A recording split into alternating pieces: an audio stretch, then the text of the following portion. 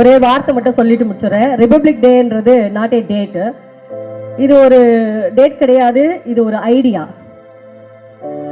ஒரு சமத்துவம், சகோதரத்துவம், இதெல்லாம் வந்து ஈஸி கிடையாது. அம்பேத்கர் எல்லாருக்கும் மகிழ்ச்சி மட்டும் கொடுக்கணும்னு நினைக்கல, சுதந்திரத்தை கொடுக்கணும்னு நினைச்சாரு. அது யாரோ ஒரு சாராருக்கு மட்டும் இருக்கணும்னு நினைக்காம எல்லாருக்குமானதா இருக்கணும் அப்படின்னு நினைச்சாரு. அன்னைக்கு வந்து நான் மட்டும் நல்லா இருக்கணும்னு நினைச்சிருந்தா இந்த சுதந்திரத்துல நம்ம இன்னைக்கு இருந்திருக்கவே மாட்டோம். ஆனா இன்னைக்கு நம்மளுடைய ரெஸ்பான்சிபிலிட்டி என்ன இருக்கு அப்படின்னா, எல்லாமே ஃபேமிலி கோட்டை ஐயா சொல்லிட்டாரு. ஒரு குறுகிய வட்டத்துக்குள்ள ஆயிடுச்சு. முடிஞ்சா என் வீட்டு வேலையை செய்யணும், என் வீட்டுக்கு என் பிள்ளைக்கு மட்டும் நான் கரெக்டாக இருக்கணும் அப்படின்றலாம் போயிட்டு இன்னைக்கு என் பிள்ளைய வளர்க்குறது மட்டும் இல்லை, அடுத்தவன் பிள்ளைய வளர்க்குறதுக்கும் நான் தான் பொறுப்பு. அவன் மனநிலை சார்ந்தல என்ன பாதிப்பு இருந்தாலும் அதை நான் தான் பொறுப்பு.